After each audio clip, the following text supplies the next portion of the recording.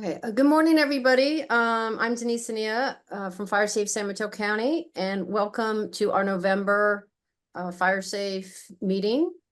This morning, we've invited Jason Butcher from CAL FIRE's Wood Products and Bioengineering team, Bioenergy team, to focus on, which focuses on business development, and forest sector work, promoting healthy forests. We do have a few forest health grants, and I'm sure his team works on those projects. I think that the team also focuses on various grants for R&D and workforce capacity. A lot of the big projects that we have that we propose, one of the issues is always, what do we do with all the debris, the wood debris? And I think Jason's team here focuses on that very subject. So I was very happy when they said yes, that Jason could present. And to tell you the truth, I've never heard of the Wood Products and Workforce Development team at CAL FIRE, so I'm very excited to learn more about what they do. So Jason has a slide deck up, and I think we're ready, Jason, for your presentation. All right, thank you. Good morning, and thank you for inviting me to speak. As you said, my name is Jason Butcher, forester with CAL FIRE's Wood Products Bioenergy program. So I've been involved in forestry since about 1992. I started as a choker setter while attending Humboldt State University. Now they call it Cal Poly Humboldt. After college, I worked about 16 years in the industry, working for a large North Coast industrial timberland and sawmill company. You might have heard of them. It was the Pacific Lumber Company, had a long history and heritage up here. And then they were bought out after a bankruptcy court, and became Humboldt Redwood Company. And that business is in Scotia, California. So I came to CAL FIRE in 2014 to support the California forest health and wildfire resiliency, working as a veg management forester up in the Humboldt Del Norte unit. In that role, I was involved in hazardous fuel treatments, prescribed fire, and then administered the wildfire or fire prevention grants, as they used to be called. So, and that was before last year, when I promoted my current position with the Wood Products team. I'm also an active member of the Humboldt County Fire Safe Council. So I'm kind of involved a lot in the North Coast. So I'll be presenting probably about 19 slides, should take about 20 minutes. That'll leave us lots of time for questions. I'll start with a, sort of brief introduction of our program, discuss some traditional wood products and forest health issues. Then I'll focus in on the business development and workforce development grants. And then I'll showcase some emerging technologies, a specific one that excites me. That we have a few others that are definitely other candidates that I could have presented today, but this one's kind of neat. And then feature maybe some of the local grantees to your area. I did focus a little bit to the north of you, and then we'll wrap up with some questions. So the Wood Products and Bioenergy team's mission is to maintain and enhance the forest sector infrastructure of California, to support healthy, resilient forests, along with the people and the ecosystems that depend on them. Our vision was to support the creation of a robust and diversified wood products industry to facilitate the economic and sustainable management of California's forests. The Wood Products and Bioenergy program is a team of 3 foresters and 1 grants analyst, so a very large team, which is probably why you haven't heard of us. We manage a unique program which supports and encourages expansion in forest sector businesses and forest sector workforces. We are part of CAL FIRE's climate and energy program. You may have heard of that. That program offers other grants that you probably heard of, like the Forest Health and our newest, which is the Tribal Wildfire Resilience Grants. So historically, there were many more mills in California than there currently are. Study site 200 plus, with only 25-ish remaining. While we'd like to see more facilities, more businesses, more jobs, we don't have the same goals as the past. Previously, we logged because there was a heavy demand for forest products. There were 2x4s inside those trees. They were felled and skidded and hauled and milled to cut away everything that wasn't a 2x4. Those residues, the pieces that weren't 2x4, those were waste. And well, many times they were left in the woods or burned in TP burners that you see right of the screen. And those TP burners, I don't know if you've ever traveled up to Eureka Arcata. Some of you may have done that in the late 70s into the early 80s. You may recall seeing them bellowing smoke along your route. As the large sort of well-spaced trees were logged, new trees grew in their spaces. And now we currently have overstock stands of smaller trees. To reach our forest resilience goals, California is committed to treating 1 million acres per year, thinning trees back to historic levels, trees per acre, which lessens the competition for vital resources like sun and water and nutrients, and thus leaving a healthy, resilient forest. These treatments will generate forest biomass, limbs and tops, small diameter trees, valuable lumber producing logs as well, and then the milling residues. However, the biomass we remove is not always the product that we seek. More and more, the product is a healthy forest, resilient to the changing environmental conditions that we're seeing, and having wildfire resilience as well. In some cases, the biomass is the residues. So we need to take advantage of the opportunities to use that biomass. However, as I discussed previously, we don't have sufficient facilities to process the biomass generating from treating 1 million acres a year. There are fewer facilities remaining that take forest biomass. A quick Google search and a couple in your area were identified. Big Creek, we talked about that. Redwood Empire, Sawmill in Cloverdale takes logs. Woodland Biomass takes biomass or residues from milling. Decades ago, we were better about managing residues from lumber manufacturing. The industry got better about utilizing the waste. They had cogen plants producing power and heat. Engineered products like particle board and oriented to strand board were created. But those companies either left California or the California standards made it impossible to do business as usual. So now the new product is a healthy forest. Forest supporting recreation, water supplies, carbon sequestration, species diversity, and wildfire resiliency. The new goal is to reduce ground fuels, ladder fuels, and forest density to keep wildfire out of the grounds. However, all the while, we are dealing with limited off-takers of the biomass and limited workforce to support operations. So that's where the Business and Workforce Development Program aims to support growth. Our competitive grant program opened in 2022. Since then, we've offered 6 solicitations, typically offering a spring and fall application period. Our competitive grant program usually receives proposals in the order of 4 to 5, sometimes 7 times the amount of available funding. So competition is very stiff. To date, we've awarded $126 million to 113 grantees.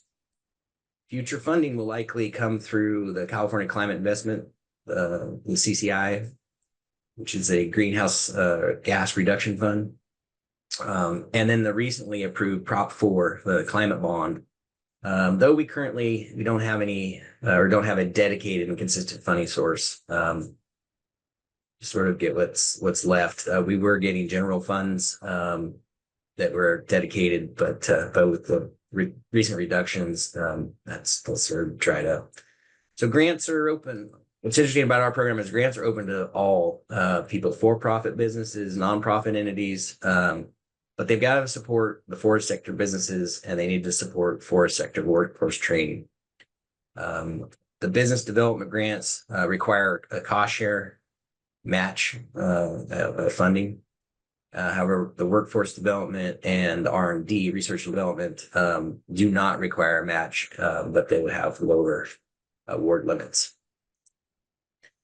So through our grant program, we've awarded $75 million in assorted and promising business development grants, 77 projects across both primary and secondary wood product producers, along with new biomass consumers, both small and large wood processing facilities, from traditional saw and pellet mills to bioenergy facilities producing biofuels or energy, and inwoods expansion of logging and shipping operations are all supported by our program. Research and development projects that can unlock future biomass utilization are supported, like producing laminated timber, producing hydrogen, producing renewable natural gas, and sustainable aviation fuel, all from biomass. Or how about a web-based interface to provide future marketplace for biomass? That's one of our R&Ds currently in process. Support for new tree nurseries, matching public investment with private, which will support reforesting the wildfire scars, establishing resilient cohorts of native trees, essential to replace those affected by the catastrophic wildfires, insects, or disease. We sponsored cone collection camps, training workforce to identify, collect, and process seed for future uses, and transportation subsidies to facilitate biomass mobilization over the alternative open air burning methods of elimination.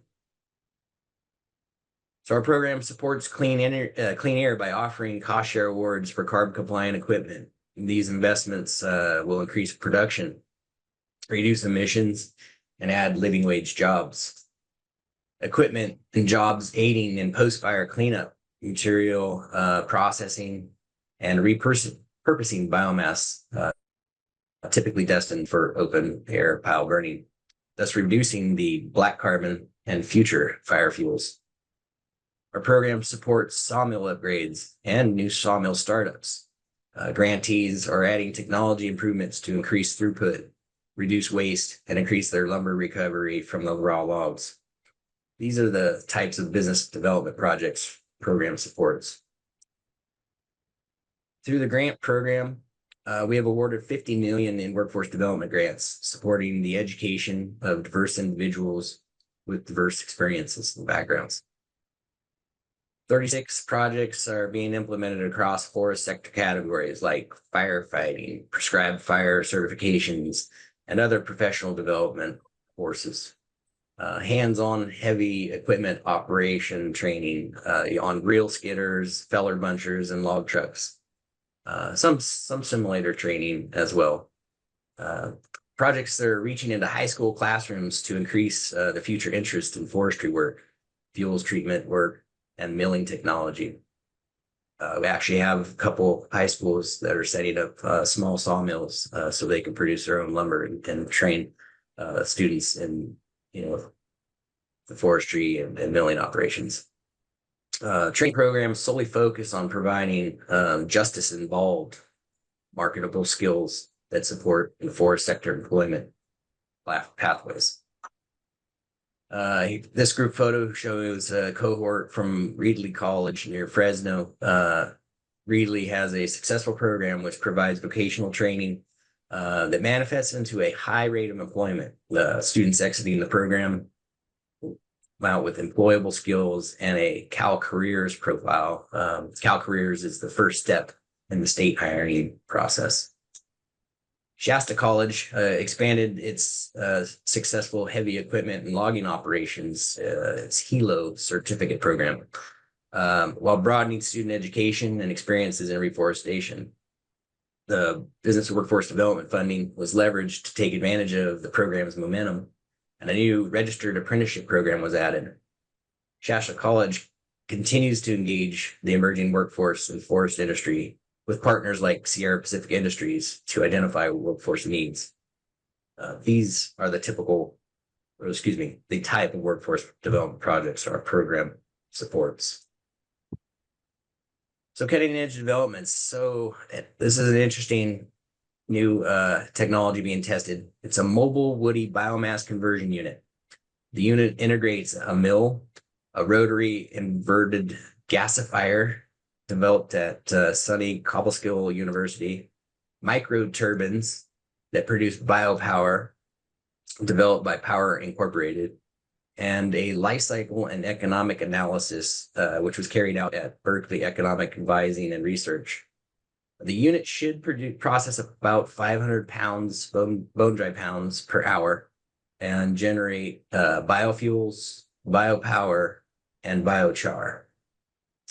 Testing on this mobile inclined rotary gasifier, as it's called, the IRG, it's under some real world deployment conditions, will target 3 California sites in different types of vegetation to demonstrate that this mobile IRG conversion platform is a viable technology ready for deployment in California, and validate the biofuels generated by the unit are drop-in biofuels suitable for diesel engines.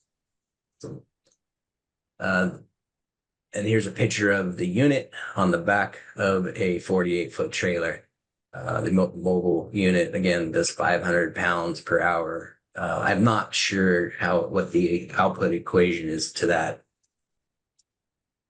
And so here's the distribution of our grants. The blue represents business development, magenta, workforce development. The yellow are the business research and developments. So those could potentially be future sites for a business startup. The nurseries are the green bushes, and the transportation subsidies are centered around some power plants. So pretty good distribution. South is a little bit weak, but it's just because the industries aren't there. So some local grants, again, kind of focusing a little bit on the north end of the county. Earth Foundries is an interesting new project. They bought a carbonator and are working on biochar. They're actually, I think, working outside of Berkeley on some eucalyptus and converting the eucalyptus into biochar. The Fire Forward program from Audubon Canyon Ranch is a workforce development where they are treating fuels, but also teaching people about prescribed fire. Resilience Force is the indigenous and immigrant farm workers building a forest resiliency workforce in the North Bay. They, as the title suggests, is taking farm workers and creating skills in fire management. Tribal Eco Restoration, that one's up in Lake County. I think I've shifted a little too high to the north on that one. But anyway, bringing traditional ecological knowledge back into play in the prescribed fire and specific tribal focus on native plants and animals. Atlas Tree Surgery Inc. Had a feasibility study. They were thinking about putting a they were trying to deal with all of their wood waste from their tree trimming service.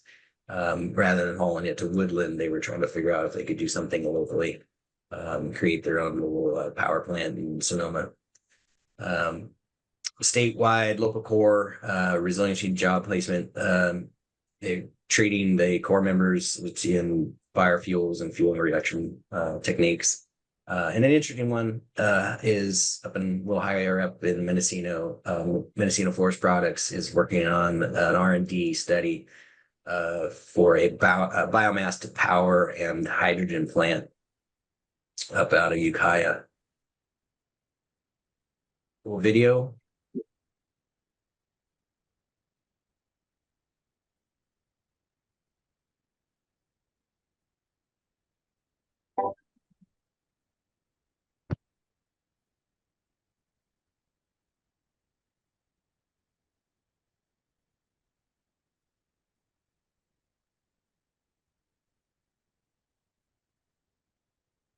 Hey, Jason, is there supposed to be audio with this? Yeah, you can't hear it. Wood fibers, and There it goes. we receive Thank it through fire sale.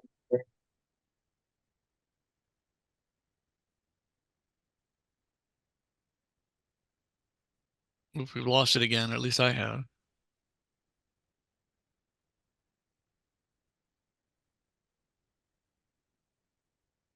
Demand increasing at a steady pace. Hear it? Over the next 5 years. The great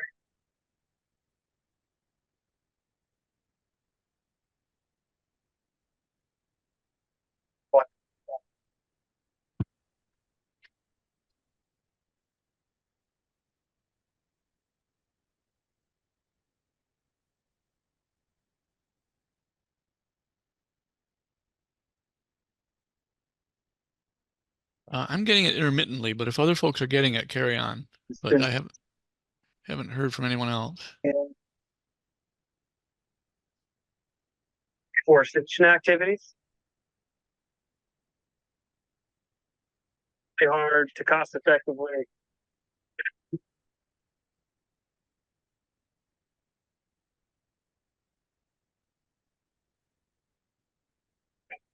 increasing capacity of these business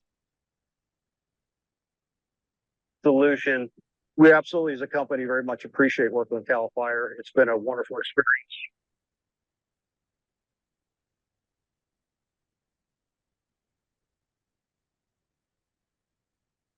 All right. Well, I'm sorry if the audio didn't come through on that. I'm not quite sure how that plays out, but I can try to grab the link to that. It's a good little video that kind of showcases one of our grantees and the utilization of some material that would otherwise not be used. Post fire, post bug kill material. The wood shavings business, they found a good market that they were able to basically create a whole nother production line, and Cal Fire was part of that investment. So I think that about covers it. This is the team. It's changed a little bit, but we have a new grants analyst. She just started last week. But anyway, if you have any questions, you can reach out to the team through Wood Products at fire.ca.gov. Or if there's something that I brought up today that you wanted to ask outside of this group, you can reach me at jason.butcher@fire.ca.gov. That is my cell number. Yeah, open for any questions. Okay, Jason, can you put your maybe your email in the chat if you can? Mm-hmm. And we can open it up to questions. So what we normally do is you can type your question in the chat, or you can raise your hand, and Casey and I can go through the chat, and we can open up the mic and you guys can ask your own question. I usually start just to get it going and give people time to write in the chat. So my questions are, the IRG, the biofuel, that was really interesting. What an amazing machine. So once the gas is created, how and where can it be transported? Right. So that's the key part of this. When we look at biomass, it's a low value product. And so typically, logs can pay them way out of the woods. It's a little term we like to say. But the limbs and tops and things, or the small non-merchantable pieces, can't. So this brings them processing to the woods, and basically produces a product, a higher value product that can get shipped out. And so that biofuel will basically be processed on site and then shipped from the woods. That it's still, this one's in process. It's one of our newer grants. It's a second round award. Actually, we were part of the original R&D when they were developing the project, and now we're supporting its testing, and so it hasn't at this point gone on site. It's working through permitting. Of course, state of California has a lot of permits to get. So potentially it would have to go to a refinery maybe to just get refined a little more. Maybe, but I think we're really hoping that it wouldn't, that it creates a product that can be reused. So think about that. So if you have one of these units, and imagine it's a forest operation side, and it's using biomass and creating a biofuel that can be used on site, for operations, then you have your fuel station right there supporting you. It's kind of a neat. That's very neat. And that's something, I mean, how I envision it, that you could potentially use in San Mateo County, because, we have fuel stations and things like that. And I probably not a lot of people know who are on the call that up on Highway 35 on the Skyline corridor, we have a hydrogen refueling station, one of the first in California. And so, I think you could put something, up there, and we have a lot of trucks, and almost all the newer ones take, the biofuel. So, really great engineering there. My next question is, we have a lot of eucalyptus here in San Mateo County that we've been focusing on. And do some of these mills or any of these workforce industries, are they particular? Like, are they saying, oh, we'll take everything but eucalyptus? Or because if they're just trying to burn it, I guess it doesn't matter. But if they're doing other things with it, are eucalyptus, not very Irritable. I don't know if there's anything specific to eucalyptus being developed. I think the idea of biomass utilization is something that's very neutral to the inputs, right? Depending on the product produced, though, that's not the case in all situations. Like some processes require a specific product, and it needs to be a certain size and be a certain thing. And so those feedstocks, for that particular biofuel are very specific. But others, I think are in the power space, for instance, they're less discerning. They'll take a bad, gamut of material, and so that would be more likely, to take on the eucalyptus. Something that is producing power rather than fuel. Yeah, I know some of my bigger projects that FireSafe has going on, a lot of stuff goes to the Woodland site, which is pretty far away from us. Okay, we should go, Casey, to the chat.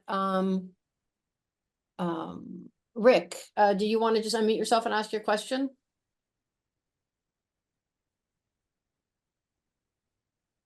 Scrambling for my mic. Yeah. Hi. Thanks, Denise. Uh-huh. Jason, I was wondering, in San Mateo County every winter, we have the potential for having major log jams in some of our creeks, and I'm thinking of Pescadero Creek as being a prime example, where we could have tons and tons of wood that needs to be dispositioned somehow.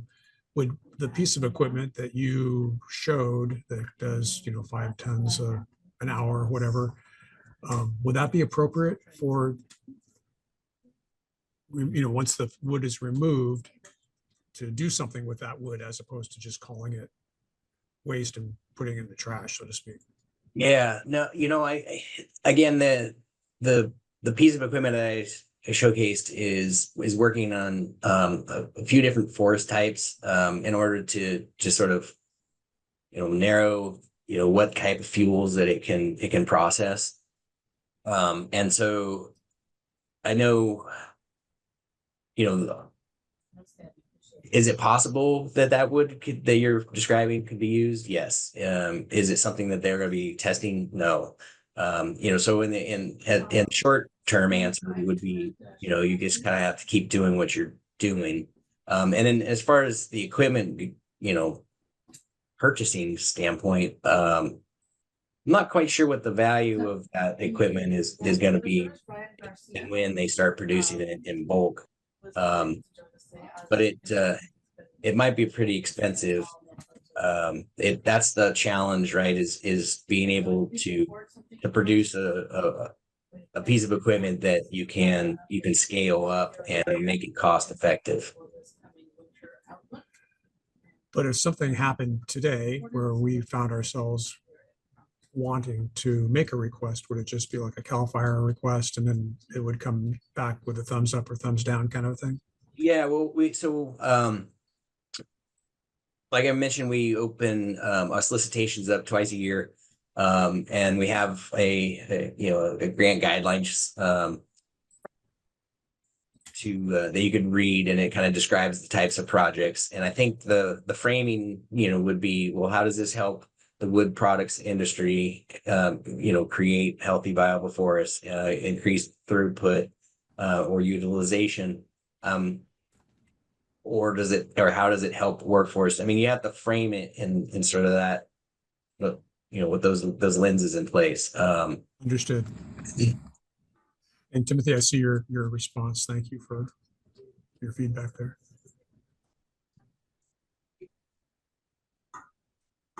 Casey, did you want to ask your question? Well, I think it's sort of being addressed here. I was just wondering if, as you may know, there are folks up in the Santa Cruz Mountains, small communities, wondering about microgrid power setups to supplement the regional power when PG&E pulls the plug on everyone for a week or what have you. But from what you're describing, Jason, I think it's hard at this point to make a pitch for some sort of semi-permanent installation of one of these things, sort of like being held in reserve for these type of issues. Right. Yeah, I think this, for this thing to be economically viable, it has to be in production. It just doesn't sit on the shelf. It wouldn't be too costly. But from a microgrid standpoint, we have some other grantees that are working in the 3 to 5 megawatt space, and another grantee that they're working on a 1 megawatt unit, and I think that's where your microgrid is going to work out. And again, if it utilizes forest biomass, well, then now that gives you an outlet for all your wood waste. But it doesn't. The problem with burning wood waste tends to be with the Air Resources Board, and meeting all of their measuring and reporting and the requirements there. And now technology has caught up and is capable of meeting the thresholds that are put forward. But we're finding that at the state level we have a lot of entities sort of moving us towards neutrality. By 2045 we're supposed to be carbon neutral across the state, and Air Resources Board specifically doesn't feel that, you know, burning biomass is the pathway to getting us there. I think it's a part of the big picture, and I don't think it should be excluded. But our grantees are telling us they're having an Air Resources Board barrier in permitting. I could imagine that. Yeah. Yeah, and so Jason, is that something that your team potentially is going to address with the air quality entities, or are you kind of leaving that out to the local Yeah, jurisdictions? but my pay grade. All of our pay grades, I think. Yeah. You know, I know those conversations are happening. Again, there's a push and pull that goes on at the state level between the different entities. Everybody has, you know, their regulatory and it's a fine balance making everybody, you know, satisfied with the results and of course meeting the legislated legal requirements that are out there. Yeah, it seems every kind of project you come up with, their answer is always no. I mean, that there has to be at some point in time, they have to say yes to something. Otherwise, we're just, you know, our hands are tied. And I mean, I know, Rich, maybe you can comment on this. I mean, I know they're working, you know, with CAL FIRE with the prescribed burn, but maybe that's because, you know, the number has been set by the governor of that, you know, the state that they want to burn. So, Rich, did you want to talk about that at all, or? Not really, but Comment? sure. I know it's Um, not your first- favorite subject, Rich. Yeah, first, Don, you might want to mute. We keep hearing your radio. Okay. I'm dealing with two air boards. I deal with the one in Monterey and I deal with the one in San Francisco. Both have their characteristics.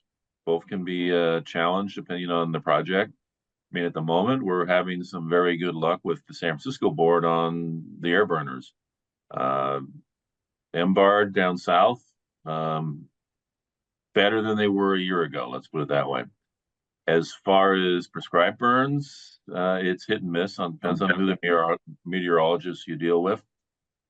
We were having basically no luck with some of them about 2 years ago, and then it came to a push comes to shove situation where we were not able to function. We were not able to get any burns going on, and it ended up going up high enough. And a message was brought down from CARB, the state air board, to the regional ones. Hey, these are the numbers that we need to be able to meet, and you guys are now the blockage. Do we want to have more discussions? And all of a sudden the blockage got smaller. So really comes down to is if we want to get around this, it's going to need a political solution.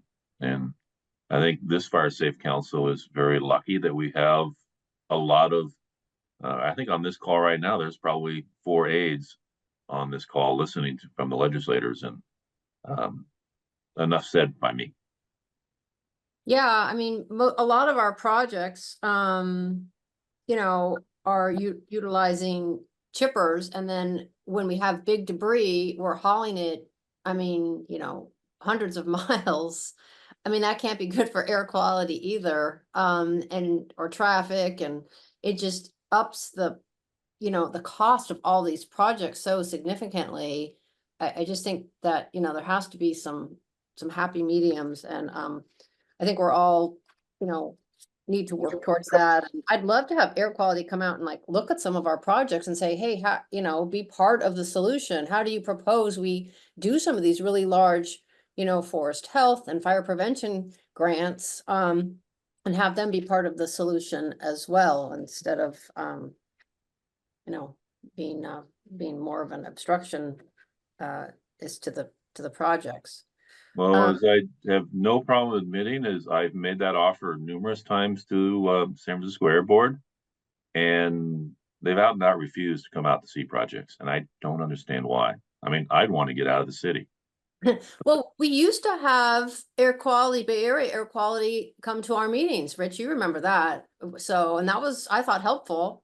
and liked having them, and maybe I need to reach out and re-invite them again, that the door is always open and we encourage them. So, Maybe you'll have a better luck than I do or my staff does, so go for it. okay. I had a question about the video. It was obviously a wood shavings product. And it would, so that was a grant. Was that under kind of bolstering business or workforce? What category was that really? Yeah, you're right on it. That was a business development grant, and so they put in a proposal basically to CAL FIRE, sort of identifying that they had market potential, and they had the feedstock available. They just didn't have the capacity to process it, and so we came in with, usually it's depending on the amount of money that the grantee plans to invest in the project. We have at least a 1-to-1 or a 2-to-1 match requirement. So, and then we have a ceiling on the amount of money. I think it's like $3 million or something. So the and those change per solicitation, kind of based on our funding limits. So yeah, that was a business development, and for us, it dealt with a couple things. One, it took some material that wasn't going to be used otherwise, and a lot of the bug kill and fire scar stuff, and then ran it through a processing that had, again, an output, a market that was needing the material. I don't know if anybody has 4-H kids, but we always needed bedding for our animals. Yeah, oh, here, believe it or not, in San Mateo County, the livestock bedding is huge. There's some special event areas here in the county, and they literally use truckloads after truckloads of the bagged shavings for the livestock. And so where did they set up their manufacturing? I believe that's over in Tuolumne County. It was an existing facility that they were just adding more production lines to. Yeah. That's kind of the issue, I guess, with San Mateo County. There's no way we're ever going to get something like that. But I don't think Seth from our Fire Safe Santa Clara is on the call, but I'm not sure if Santa Clara County they have some co-op power companies in Santa Clara County, and they have, I think, more open space, some ag land in Santa Clara County, and I'm wondering if a small co-op plant there or something that we could ever envision, because it's our neighboring county. It would be really easy for us to send our debris down there. So I'll have to send this recording to Seth and have him bounce it around and see if it's a possibility. They're very good at grants. They have a nice staff, and who knows, maybe the supervisors of Santa Clara County would be interested in promoting something like that. Gosh knows they need the energy. They need the power. Yeah. Again, I mentioned, some of the smaller, less than 5 megawatt. There's a PG&E program that provides purchase agreements to those that size, and it's preferable rates, so that the facility can pay back so the loans that it took out. But they don't, PG&E, they have like a legislated amount of money that they're supposed to spend on that program. And so far, the power company or those type of facilities just haven't been coming online as quickly as you thought would happen with that sort of mandated agreement. We have 2 right now that we're working with, one in Mariposa and one in outside of Redding in that Hat Creek area. Bernie Falls kind of space, that are coming online. And there's some other ones that were smaller. I want to say it's not one of my grants, so I'm trying to remember, but there's one up in Truckee, like at a ski resort, North Star. And they were able to create one, that created power for their needs, but also the heat component, because there's always heat associated with that. And then they utilize that for the facilities. So it had dual purpose, saved them energy, created their own. They had the heat out of it. But these small community scale bioenergy facilities is kind of what the vision would be, scattered across, sort of the lower elevation Sierras outside the snow zone. And then that would provide power, localized power, and maybe in this microgrid kind of scenario in the future. But again, they're getting back to burning materials, but we all know we have a lot of it, and there's a lot of material to deal with when you start doing fuel treatments, especially the understory fuel treatments. Right. Well, I know Colby is on the call from PG&E, and he's the veg management for a very large section. And wouldn't it be great if PG&E could do the veg the veg management and then send it back to a plant to turn it back into electricity? I mean, talk about the best of both worlds. But that's really interesting, and it seems like potentially maybe the future. Just keep it small, and see if something like that can take place someplace, in Santa Clara or one of these counties. I mean, San Francisco and obviously San Mateo County is probably off the mark, but some of the other surrounding counties, I would think.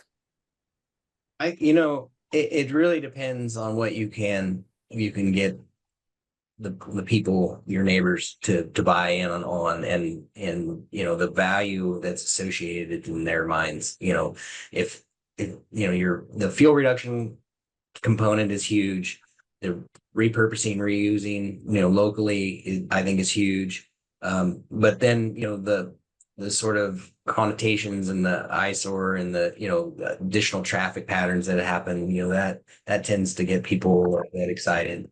So it's really difficult to get everybody on board with a project.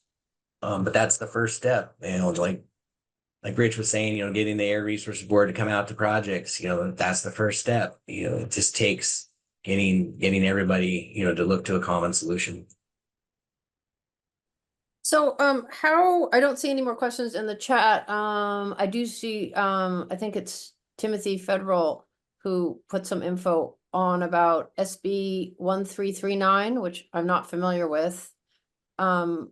But it looks like it has to deal with the microgrids. No, that was me. Yeah, it has to do that's with the Utilities Commission's negotiations with PG&E for who gets to send electricity to multiple homes, and it's just sort of turf war stuff that's interesting and as a backdrop for some of this conversation. Yeah. So we need to maybe look up SB 1339 and maybe speak to the author of it and just see if we can just do some research on that. So Jason, how do we learn about kind of what new ideas are out there, and machinery and processing and the grant program? I mean, I'd love to talk to you every week, but obviously that's not feasible. So what's the best way for members to keep up to date about what you're doing on your team? So here's a website. So this is the landing page for the CAL FIRE grants. And in that, it kind of discusses all of the different programs. There's at the bottom, there's a list server basically that's available in one of the first sort of drop down, says resources for grant seekers. Anyway, you could sign up for mailings as far as like when different grants are opening up and things. But really, as far as like knowing, I don't know if we blast anything beyond the opening and of various grant programs on that list server. I don't think we have informational updates. So as far as like knowing or hearing what's going on in the workforce, you'd have to dive into our webpage. The business and workforce development's in the top left there. And then going down to the bottom, we'll post various things under the reports section as new information comes in, or there's new studies that we feel we want to share. And then under the wood products program media, it identifies sort of all of the grants that we have awarded, each with the money amount and just kind of a project description. And so if you wanted to dive in, I think is the key. You just have to self-serve what your information needs are. Right. Well, I think between RCD and Chief Sampson's team and FireSafe, we regularly monitor that website, and the CZ unit keeps us informed about when things are opening up, so we can provide that to our members, people who might entities that might be interested in applying for new things. So do you think it's going to stay the size that it is now, or do you think the team is growing and that it's a lot of work to do with some of these fires that are happening? I mean, yeah, there's some discussions. There's some new funding. The Proposition 4 I discussed or brought up. That was, it's going to be bond funding apparently, and that needs to be put to work. So we're not sure. They're figuring out what that means as far as numbers. The workforce and business development is a small piece of the climate energy program, and it's kind of specific. And so when you think about like reporting numbers, the forest health program and the goals and objectives that are associated with that grant program, theirs is acre based. It's a really easy goal to discuss when it's met and as it's progressed. Ours is a little less tangible on that front. We do have scoring metrics that we keep track of, like how many jobs are produced or how many certifications are earned and things like that. But it doesn't equate to the acres treated, which is right now the big focus across the state is start trying to achieve those goals. So I'm not sure if our workforce or if our group is going to expand. It's only that's kind of dependent on the amount of grants that we distribute and the funding that comes in. So right now we're at 113 grants that are basically managed or divided into 3 of us. So about 30 a piece, 35. And that's kind of the top end of what you want, as far as case management goes. yeah, So no, that's a lot of hopefully they're going work. to add some more. That's a lot of work, I have to say. So I think you guys are doing amazing with such amazing work with such a small team. So, okay, so I don't see any other questions, is there any hands raised? Otherwise, we can, let Jason go and get back to what, he does. And we really appreciate your time this morning, Jason. Again, I mean, it's an amazing team. It's an amazing department in CAL FIRE that I didn't know about. And it seems like a much needed team, because I know it's an issue. What do we do with all this debris and biomass? And we're producing a lot of it. And I'd like to be able to do more projects efficiently, and do something with this wood. That a lot of people ask, when we reach out to the residents, well, what are you doing with the wood? Is it just all going to the landfill? And a lot of our stuff, does go to the landfill, and then the rest of it is shipped very, very far away on a big truck, which, doesn't seem very efficient to me, but, Yeah, the other thing that I think may play out, we'll see where this goes, is that web-based application I was discussing in the presentation kind of briefly, but that one's kind of interesting to me because I think it'll give us a new space. It'll be kind of like the Craigslist of biomass, where I mean, it's probably not going to be that simple, but it'll connect sources with destinations, basically. So if somebody needs some material, they can look to see what's out there and available. And some of those availabilities, might come from some of your projects. So thinking of a collection site and having some space to sort of store up and get enough material that then you can offload it to somebody that makes it worthwhile. Is something like I see coming up in the future. But yeah, this web-based approach to biomass and connecting sellers with buyers is I think pretty important. Yeah, make it a commodity, right? Yeah, Make it that's- valuable. Make it valuable. Okay. All right. Well, thank you very much for your time. And I'm sure I'll be reaching out to you from time to time, and good luck. Great work you're doing. All right. Thank you very much. Hey, Thank you. thanks.